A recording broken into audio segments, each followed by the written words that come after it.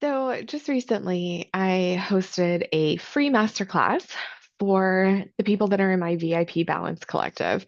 And I took a poll on what topic they were most interested in hearing about and learning about and getting some free coaching on. And overwhelmingly, people were asking about boundaries with self-care. And it's such an important topic for us to talk about because we know how to do self-care. We know what self-care is. We can always maybe up our self-care game a little bit, but like most of us know how to take care of ourselves and what things we enjoy and don't do and don't enjoy, right? But I think the magic with self-care comes from us actually making sure that we follow through with it, us making sure that we're not half-assing it, that we're, only doing a little bit or we're multitasking our self-care, but actually prioritizing it, actually sticking to it, and actually having some boundaries around it, right? That's going to be incredibly important into us actually getting the self-care that we need. So we had a really incredible conversation and it was two part. One of the parts though that I want to focus on for today is talking about guilt. And guilt is so sneaky and it can come at us from all angles. And guilt can sometimes be disguised in really pretty clothes. It's, well, I need to put this person first, or I need to get my house cleaned before I can step away. I don't want to be a burden on anyone else, right? Guilt and victim mentality are sisters, right? They tend to hang out together. But sometimes we really just feel guilty about taking care of ourselves. We feel guilty for not putting other people before us. We feel guilty for taking the time. We feel guilty for spending the money. And it's one of the things, one of the hurdles that just keeps us separated from the self-care that we want to have and the self-care that we actually have.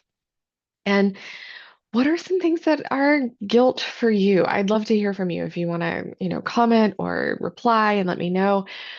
And we had an incredible discussion in our collective. And of course, you have to be a member. It's free if you want to be in the VIP collective in order to get all of this awesome free coaching and all of those resources and strategies that I talked about. So please feel free to join. Just go to purejoylifecoaching.com/email and sign up. We have a great time over there. But a lot of the conversations that we were having were around how I would schedule a massage, but I'd cancel it the day before because I was just too busy and I couldn't take the time. Or I really wanted to go on a weekend trip, but I feel bad about being on a solo trip and not taking my kids or my husband with me. Or I wanted to go do this thing and carve out the time for it, but everything just got really busy and I didn't know how to tell people no so that I could go. And it's a really, really difficult challenge sometimes. It's small and it's minor and it's easy to fall into the guilt routines that happen when we are trying to take care of ourselves. It's just easy to slip into that.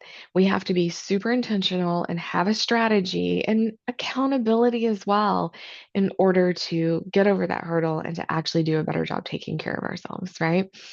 So, if you're struggling to find a way to bring self care into fruition in your life, if this is something that you want to improve in 2025, then start looking at the guilt. How is it showing up for you? How is it manifesting? What things have you not done? And what was the excuse that you gave yourself? Even if it was a pretty excuse, what was the excuse that you gave yourself that kept you from following through on your self care? And as always, if you'd like to talk, feel free to shoot me a DM and we can have a discussion. I'd love to hear from you. My doors are always open. I hope you guys have a good one and we'll chat soon.